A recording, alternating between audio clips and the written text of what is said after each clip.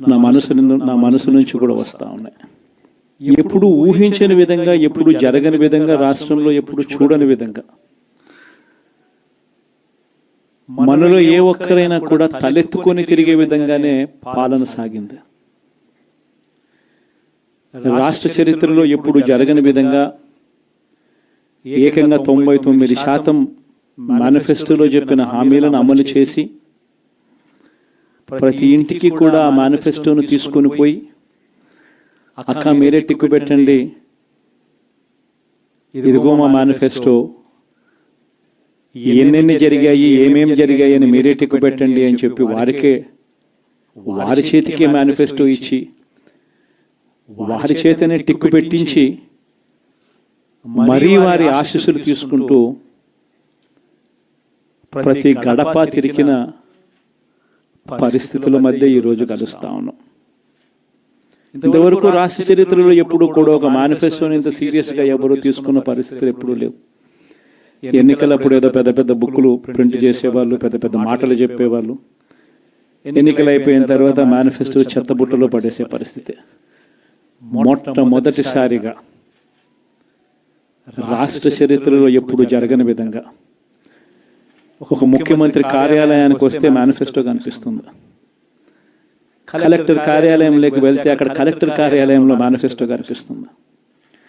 ఏ డిపార్ట్మెంట్కి వెళ్ళినా కూడా ఆ డిపార్ట్మెంట్లలో హెచ్ఓడీలు కానీ, సెక్రటరీలు కానీ ఎక్కడికి వెళ్ళినా కూడా వాళ్ళ కార్యాలయాలలో మన మేనిఫెస్టో కనిపిస్తుంది. ప్రతి డిపార్ట్మెంట్కు, ప్రతి కలెక్టర్కు ఈ మేనిఫెస్టో పెట్టి ఇదే మన ఎజెండా, ఈ ఎజెండా ఆధారంగానే పాలన సాగుతుంది అని వారందరినీ కూడా మొట్టమొదటి రోజు నుంచి కూడా సమాయత్తం చేసి ఏకంగా 99% హామీలను అమలు చేసి గర్వంగా, సగర్వంగా తలెత్తుకొని మళ్ళీ ప్రజల దగ్గరికి వెళ్ళి ఓట్లు అడిగే పరిస్థితిలోకి మొట్టమొదటిసారిగా ప్రభుత్వం అడుగులు వేసింది ఈ మన 5 సంవత్సరాల కాలంలోనే. నిజంగా ఇది జరిగినప్పుడు, చూసినప్పుడు నిజంగా ఆశ్చర్యం అనిపిస్తుంది. ఎప్పుడు చూడని విధంగా ఏకంగా 2,70,000 కోట్ల రూపాయలు, ఎప్పుడు జరగలే ఇది. ఏ పథకం ఎప్పుడు ఇస్తామో, ఏ నెలలో ఇస్తామో ఏకంగా క్యాలెండర్ ముందే ప్రకటించి, ఆ సంవత్సరానికి సంబంధించిన క్యాలెండర్ ముందే ప్రకటించి, ఆ నెల వచ్చేసరికి ఆ బటన్ నొక్కడం, నా అక్క చెల్లెమ్మ కుటుంబాల ఖాతాలకు నేరుగా వెళ్ళిపోవడం ఎప్పుడు జరగల. నిజంగా ఒక్కొక్కసారి అనిపిస్తుంది, ఏమయ్యాయి ఆ ప్రేమలు, ఏమయ్యాయి ఆ ఆప్యాయతలు అని ఒక్కొక్కసారి అనిపిస్తుంది. 66 లక్షల మంది పెన్షన్లు తీసుకుంటా ఉన్న అవ్వాతాతలు, మనం రాకమునుపు, మనం అధికారంలోకి రాకమునుపు పెన్షన్ కేవలం 1000 రూపాయలు. ఎన్నికలకి 2 నెలల ముందు వరకు కేవలం 1000 రూపాయలు. మనం ఏకంగా దాన్ని 3,000 రూపాయలకు పెంచుకుంటూ పోయాం. అప్పట్లో 39 లక్షలు మాత్రమే పెన్షన్దారులు, 66 లక్షలకు పెంచుకుంటూ పోయాం. ఏ ఒక్కరిని కూడా పక్కన పెట్టండి అన్న మాట నోట్లో నుంచి రాలేదు. ఏకంగా 66 లక్షల మందికి ఇంటి వద్దకే, మొట్టమొదటిసారిగా ఇంటి వద్దకే వెళ్ళి వాళ్ళ బాధలు తెలిసిన వ్యక్తులుగా వాళ్ళ చేతికి అందించి వాళ్ళ ఆశీస్సులు తీసుకున్నాం. మరి ఏమయ్యా 66 లక్షల మంది అవ్వాతాతలు, ఆ వికలాంగులు, ఆ వితంతువులు, అక్క చెల్లెమ్మలు, వారి ఆప్యాయతలు, ప్రేమలు ఎప్పుడు జరగని విధంగా 54 లక్షల మంది తల్లులకు కేవలం మీ పిల్లలకు బడులకు పంపించండి చాలు, మీ పిల్లలు గొప్పగా చదవాలి, మీ పిల్లలకు మంచి భవిష్యత్తు ఉండాలి, 54 లక్షల మంది అమ్మలకు అమ్మఒడి. మరి ఏమయ్యాయి వాళ్ళ ప్రేమలు, వాళ్ళ ఆప్యాయతలు? ఏకంగా 53,58,000 మంది రైతన్నలకు. ఇంతకుముందు ఎప్పుడు జరగల. పెట్టుబడి సమయం వచ్చేసరికి రైతన్నలకు పెట్టుబడి సహాయంగా రైతు భరోసా ఇచ్చే కార్యక్రమం. ఇప్పుడు చూడని విప్లవాత్మక మార్పులు వ్యవసాయ రంగంలో. ఏమయ్యాయి వారి ప్రేమలు, వారి ఆప్యాయతలు అంటే అది తెలియదు. ఏకంగా 1,05,00,000 మంది అక్క చెల్లెమ్మలకు 0 వడ్డీ క్రమం తప్పకుండా ప్రతి సంవత్సరం వారికి అండగా నిలబడుతూ చేశాం. ఏకంగా 79,00,000 మంది అక్క చెల్లెమ్మలకు పూర్తిగా అప్పులతో కుదేలైపోయిన పరిస్థితుల్లో అండగా నిలబడుతూ ఆసరా అనే కార్యక్రమంతో అండగా తోడుగా నిలబడ్డాం. మరి ఏమయ్యాయి వారి ప్రేమలు, ఆప్యాయతలు అంటే తెలియదు. 27 లక్షల అక్క చెల్లెమ్మలకు చేయూత క్రమం తప్పకుండా ఇచ్చాం. ప్రతి సంవత్సరం 30 లక్షల మంది పిల్లలకు మంచి జరిగిస్తూ ఆ తల్లులకే విద్యా దీవెన, వసతి దీవెన. ఏకంగా 31 లక్షల అక్క చెల్లెమ్మలకు ఇళ్ల పట్టాలు. ఏమయ్యాయి వారి ప్రేమలు, ఆప్యాయతలు అంటే తెలియదు. 22 లక్షల ఇళ్ళు గతంలో ఎప్పుడు చూడని విధంగా 3,60,000 మంది నా అక్క చెల్లెమ్మలకు కాపు నేస్తం, 4,96,000 మందికి ఈబీసీ నేస్తం నా అక్క చెల్లెమ్మలకు, 82,000 మందికి నేతన్న నేస్తం, 2,76,000 మందికి వాహన మిత్ర, 16 లక్షల మందికి తోడు అనే కార్యక్రమంతో ఆదుకోవడం, 3,38,000 మందికి చేదోడు, 1,10,000 మందికి పైగా మత్స్యకార భరోసా. ఎక్కడ ఎవరికి కూడా క్రమం తప్పకుండా కోవిడ్ సమస్యలున్న సాకులు చూపలేదు. మంచి చేశాం. ఎప్పుడు చూడని విధంగా, ఎప్పుడు జరగని విధంగా పేదవాడు అనే వాడిని పేదరికం నుంచి బయటికి పర్మనెంట్గా తీసుకొచ్చే దానికోసం అడుగులు పడ్డాయి. అది జరగాలి అని అంటే క్వాలిటీ చదువుల వల్లే జరుగుతాయి అని చెప్పి మొత్తం విద్యారంగాన్ని మార్చాం. 3వ తరగతి పిల్లాడికి టోఫుల్ క్లాసులు, టోఫుల్ పీరియడ్, ఇంగ్లీష్ మీడియం బడులు, 6వ తరగతి నుంచే ఐఎఫ్పీలు, 8వ తరగతి పిల్లల చేతుల్లో ట్యాబులు. ఇప్పుడు చూడలేదు ఇవన్నీ, ఇప్పుడు జరగల. వైద్య రంగంలోనూ కూడా అలాంటి మార్పులే. ఏకంగా 25 లక్షల దాకా ఆరోగ్యశ్రీ నుంచే ఐఎఫ్పీలు, 1,050 ప్రొసీజర్లు ఉంటే 3,300 ప్రొసీజర్లకు తీసుకొని పోయాం. ఆరోగ్యశ్రీయే కాదు, ఆరోగ్య ఆసరా దగ్గర నుంచి గ్రామ స్థాయిలో విలేజ్ క్లినిక్ ద్వారా, విలేజ్ క్లినిక్ దగ్గర నుంచి ప్రతి పేదవాడికి తోడుగా ఉన్నాం. ఎప్పుడు జరగలేదు ఈ మార్పులు. ఏకంగా 54,000 మంది డాక్టర్లు, నర్సులు, పారామెడిక్స్ రిక్రూట్మెంట్ గవర్నమెంట్ హాస్పిటళ్లలో చేసి ప్రతి పేదవాడికి అండగా ఉండడం. వ్యవసాయంలో కూడా విప్లవమే. ఏకంగా ఆర్బీకేలు చేయి పట్టుకొని నడిపిస్తూ గ్రామ స్థాయిలో కనిపించి విద్య, వ్యవసాయం, వైద్యం, సామాజిక న్యాయం,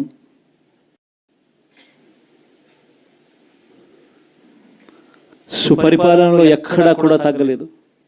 మొట్టమొదటిసారిగా గ్రామ స్థాయిలో గ్రామ స్వరాజ్యానికి అర్థం చెప్పాం.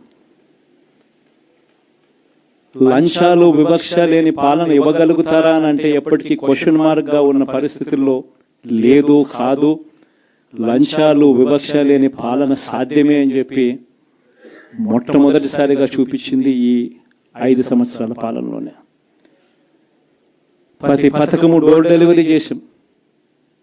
ఇంటి వద్దకే పాలన అన్నదానికి అర్థం తీసుకొచ్చాం. మహిళా సాధికారతకు ఈ మాదిరిగా చేయగలుగుతాము అని చెప్పి అర్థం చూపించాం. ఇవన్నీ సంస్కరణలు. ఏ అక్క చెల్లెమ్మ బయటికి వెళ్ళినా కూడా ధైర్యంగా పోయే పరిస్థితి. ఫోన్లో దిశ యాప్ ఇలా 5 సార్లు ఊపితే చాలు 10 నిమిషాల్లో పోలీస్ వచ్చి అక్క ఏమైంది అనే పరిస్థితి. గ్రామంలోని మహిళా పోలీస్.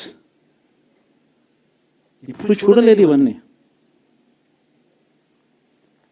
మరి ఇలాంటి గొప్ప మార్పులు, సంస్కరణలు ఇన్ని జరిగాక ఇప్పుడు చూడని పాలన ఈ మాదిరిగా ఇచ్చిన తర్వాత మరి ఎందుకు ఈ మాదిరిగా రిజల్ట్స్ వచ్చాయి? కనీసం ఇవేవి చేయకపోయిందంటే సరేలే ఇవన్నీ చేయలేదు కాబట్టి ప్రతిపక్షంలో కూర్చుంటున్నాము అనే దానికి అర్థం ఉండేది, ఇంత బాధ కూడా ఉండేది కాదు. కానీ ఇన్ని చేసిన తర్వాత, ఎప్పుడు చూడని మార్పులు తీసుకొచ్చిన తర్వాత ఇటువంటి రిజల్ట్ చూసినప్పుడు నిజంగా బాధ అనిపిస్తుంది. ఇంత జరిగిన తర్వాత కూడా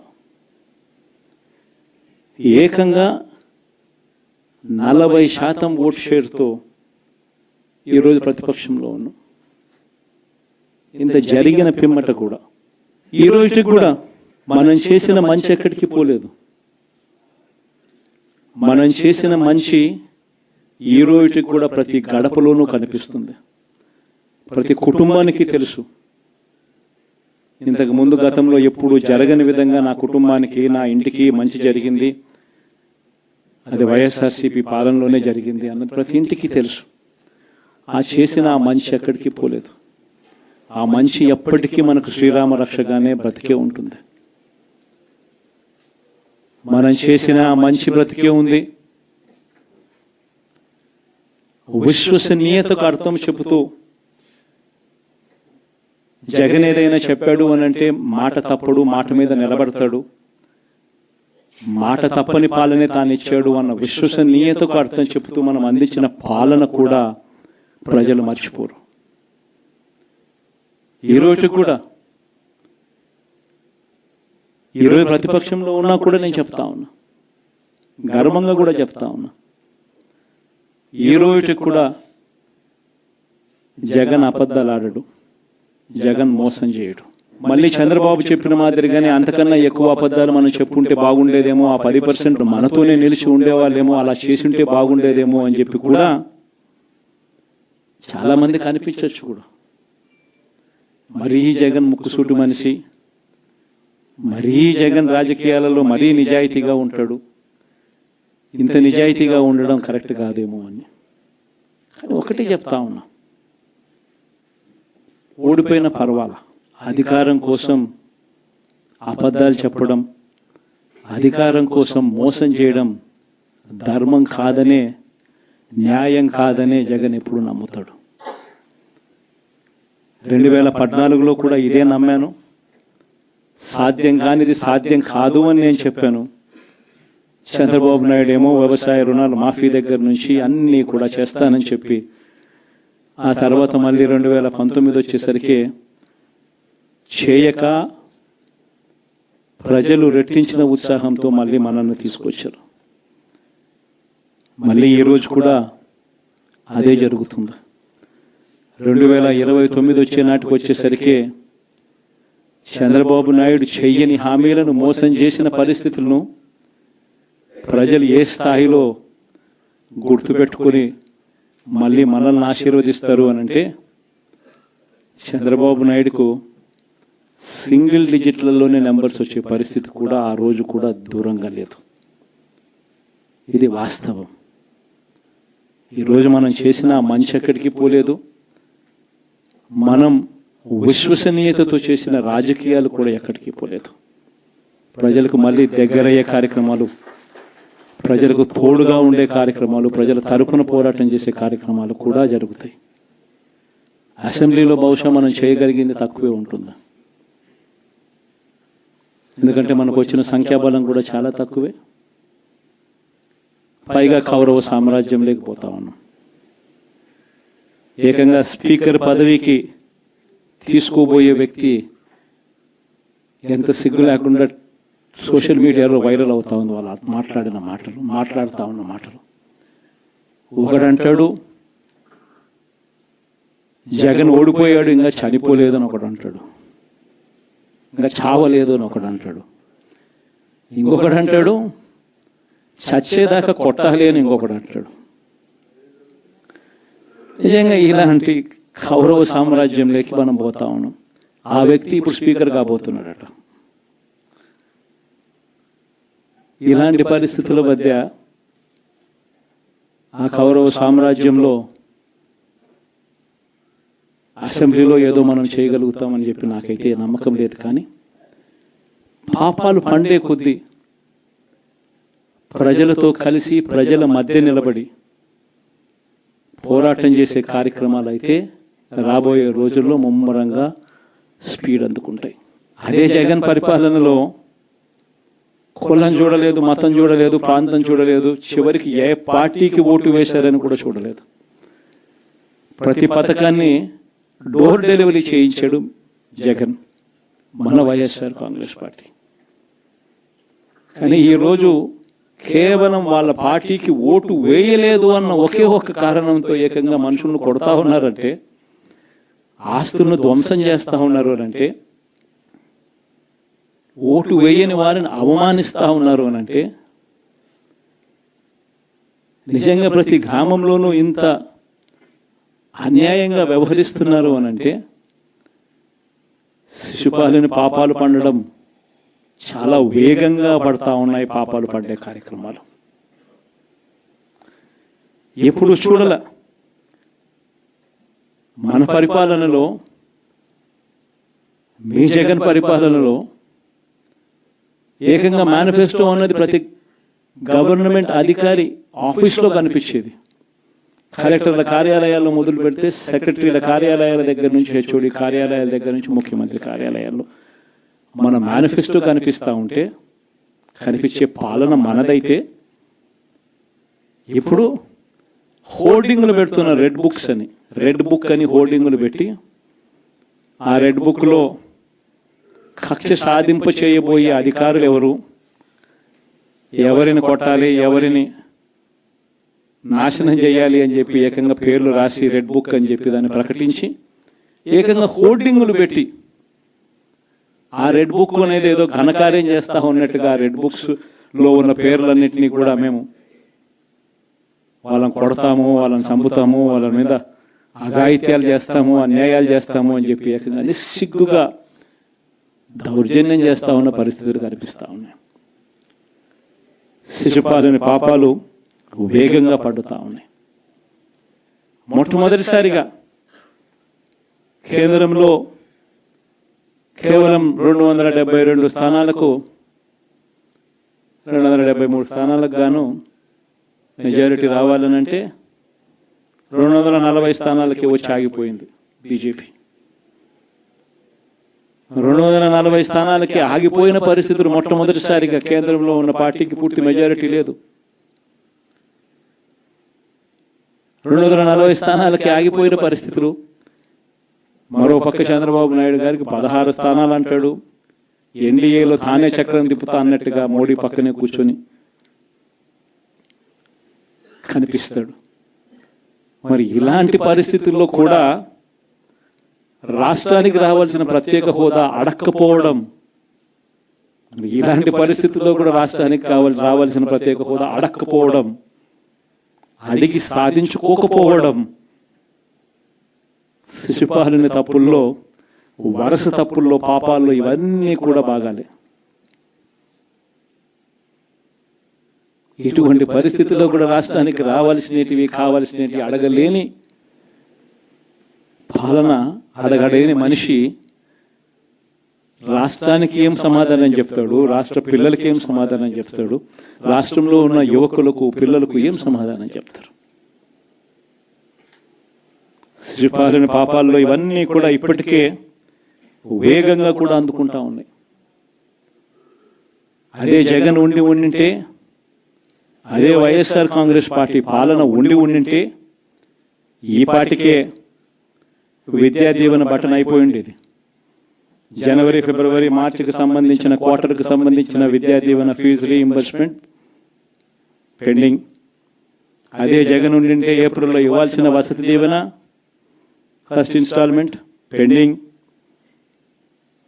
ఇప్పటికే రైతు భరోసా పెండింగ్, అమ్మఒడి పెండింగ్, చివరికి చిన్న అమౌంట్ అయిన మత్స్యకార భరోసా కూడా పెండింగ్. అదే జగన్ ఉంటే ఈ పాటికి ఇన్ని బటన్లన్నీ ఈ పాటికి అయిపోయి ఉండేటివి. ఒక్క జగన్ తప్పుకోవడంతో, ఒక వైఎస్ఆర్సీపీ పాలన పోవడంతో ఈరోజు అమ్మఒడి బటనింగా రాలా, రైతు భరోసా బటనింగా రాలా, విద్యా దీవెన పెండింగ్, వసతి దీవెన పెండింగ్. ఇప్పటికే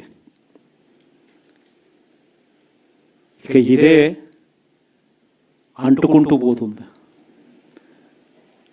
డిసెంబర్ జనవరి వచ్చే నాటికి ఏమయ్యా ఇవన్నీ మాకు చెప్పావు, 4,12,00,000 మంది ఓటర్ల లిస్టు, ఇందులో సగం మంది ఆడవాళ్ళే, అందరూ 18 సంవత్సరాల పైవారే ఓటర్ లిస్టులో ఉన్నారు అని అంటే, మరి వీరందరికీ 1,500 ప్రతి నెల ఇస్తానన్నాడు, సంవత్సరానికి 18,000.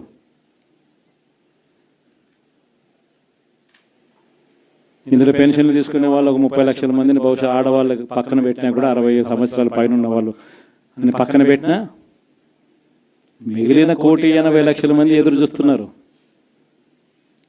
అప్పుడే చంద్రబాబు వచ్చేసాడు, చాలా రోజులు అయిపోయింది, ఇంతవరకు మాకు రావాల్సిన 1,500 నెల నెల ఇస్తానన్న 1,500 ఇంకా రాలేదేమో అని చెప్పి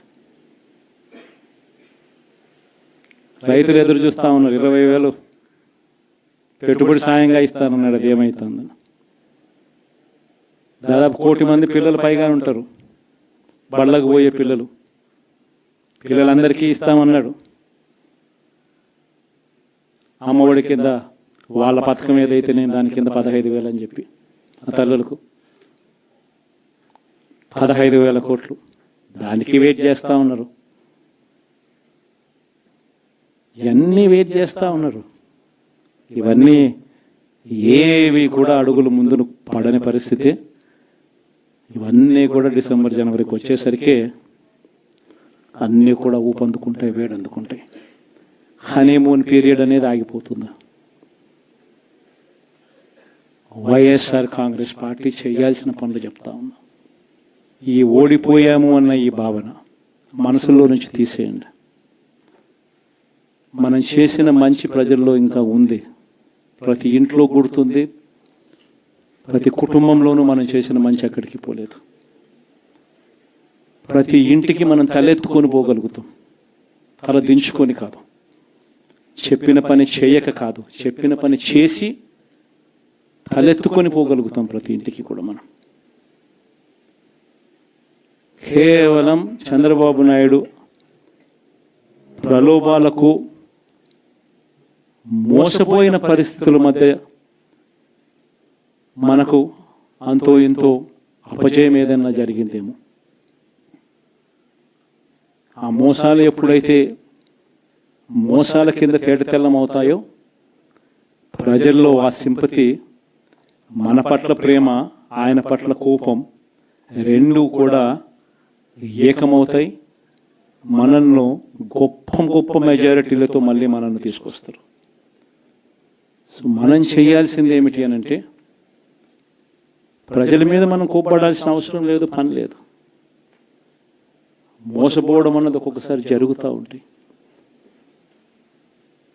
మోసపోయిన వాళ్ళకందరికీ కూడా మనం అండగా ఉన్నాము అన్న భరోసా ఇవ్వడం మనం చేయాల్సిన పని.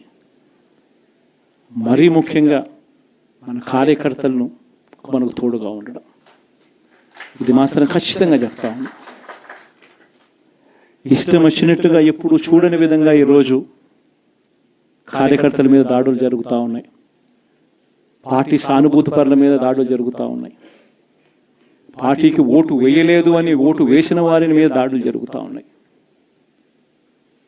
కొన్ని చోట్ల అవమానాలు, ఆస్తుల నష్టాలు, దాడులు, దెబ్బలు తగలడము, ప్రాణాలు కోల్పోవడం కూడా కొన్ని చోట్ల చేశాం. వీళ్ళందరికీ కూడా మీ అందరికీ కూడా నేను చెప్పేది ఒకటి, వీళ్ళందరికీ భరోసా ఇవ్వాలి. ఎక్కడ మీ నియోజకవర్గంలో ఎక్కడ ఏమి జరిగినా కూడా పోండి, మీ తరపు నుంచి సహాయం చేసే కార్యక్రమం చేయండి. పార్టీ తరపు నుంచి కూడా సహాయం అందిస్తుంది, అది కూడా తీసుకొని పోయి కూడా ఇవ్వండి. ప్రతి కార్యకర్తకు తోడుగా ఉందాం, ప్రతి కార్యకర్తకు భరోసా ఇద్దాం. చాలా అవసరం కూడా. మన కోసం కష్టాల్లోనూ నష్టాల్లోనూ మన కోసం నిలబడ్డారు, జెండాలు మోసి నష్టపోయారు, ఓట్లు వేసి దెబ్బలు తిన్నారు, మనకు ఓట్లు వేసి దెబ్బలు తిన్నారు. వాళ్ళందరికీ కూడా తోడుగా ఉండాల్సిన అవసరం ఉంది. ఇదొక్కటే కాకుండా మన ఎంపీటీసీలు, మన జెడ్పీటీసీలు, మన కౌన్సిలర్లు, కార్పొరేటర్లు, వీళ్ళందరికీ కూడా భరోసానే ఇవ్వాలి. మాట్లాడండి. మన పార్టీ మీద అభిమానం చూపించే ఏ వ్యక్తి అయినా మన కార్యకర్తే. ఇలాంటి వాళ్ళందరికీ కూడా తోడుగా ఉండే కార్యక్రమాలు ఖచ్చితంగా జరగాలి. ఇవన్నీ కూడా ఖచ్చితంగా చేయమని మిమ్మల్ని అందరినీ కూడా కోరుతా ఉన్నా. సీరియస్గా నేను చెప్పిన ఈ విషయాలన్నీ కూడా పరిగణలోకి తీసుకోమని కోరుతా ఉన్నా. అండ్ ఇంతవరకు సినిమా జరిగింది ఓన్లీ ఇంటర్వెల్లే. శకుని పాచికల్లో కౌరవులు పాండవుల మధ్య యుద్ధం కూడా గమనిస్తే శకుని పాచికలు అనే సబ్జెక్టు ఓన్లీ ఇంటర్వెల్లే. అప్పుడు శ్రీకృష్ణుడు సమక్షంలోనే జరుగుతుంది. శ్రీకృష్ణుడు ఉండగానే పాండవులు ఓడిపోతారు, శకుని పాచికలతోనే ఓడిపోతారు. ఎప్పుడైనా కూడా మంచే గెలుస్తుంది, ధర్మమే గెలుస్తుంది, విశ్వసనీయతే గెలుస్తుంది, న్యాయం నిజం గెలుస్తుంది, ధర్మమే గెలుస్తుంది. మనం ధర్మం వైపునే ఉన్నాం, ధర్మంగానే రాజకీయాలు చేశాం, విశ్వసనీయతతోనే రాజకీయాలు చేశాం, తలెత్తుకొని ఉండే మాదిరిగానే రాజకీయాలు చేశాం. తల దించుకొని పోయే రాజకీయాలు ఎప్పుడూ చేయలేదు. ఒక అర్జునుడు మాదిరి గెలిచి వస్తాడు, ప్రజలు ఆశీర్వదిస్తాడు. కాబట్టి ప్రతి ఒక్కరు ఇది గుర్తుపెట్టుకోండి.